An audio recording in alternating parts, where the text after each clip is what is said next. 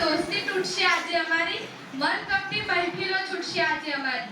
તમને મળવા આવીશ જ્યારે ધીરજ ખૂટશે અમારી. કેમ કરીને ભૂલશું આ વાલી શાળા અમારી. આજે આ શાળા છોડીને જઈ રહ્યા છીએ ત્યારે મને ખૂબ દુઃખ થાય છે, પણ હું સમજી નથી શકતી કે હું આ શાળા વિશે શું કહું. આ શાળાએ મને એટલું બધું આપ્યું છે. જ્યારે નાના હતા ત્યારે પ્રવેશોત્સવમાં રડતા રડતા આવ્યા, દફતર પકડતા પણ નહોતું આવડતું અને આજે સ્ટેજ પર બોલવાનું શીખ્યું.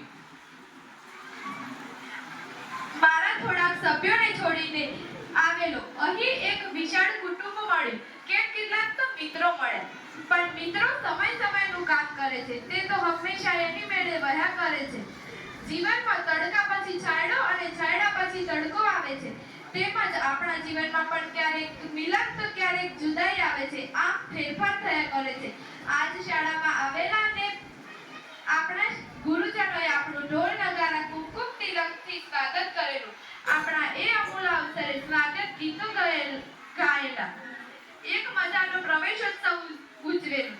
પણ જીવનની રીતો પગથિયા જેવી છે. એક પગથિયે શરૂ કરીએ એટલે આગળ એક નવું પગથિયું આપણી રાહ જોઈને જ ઊભું હોય છે. અને એક પગથિયા ચડવા અને ઊંચે અને આગળ વધવા આપણે આજે જ્યાં ઊભા છીએ તે પગથિયું છોડવું જ પડશે. અને એટલે જ આજે આપણે આપણા જીવનમાં આગળ વધવા આપણી આ મહામૂલી શાળા છોડી રહ્યા છીએ.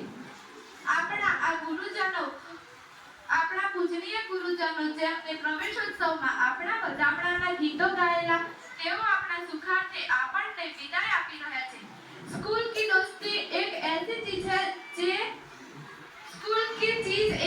चीज है जो पैसों से नहीं नसीब से मिलती है, जैसे आप लोग.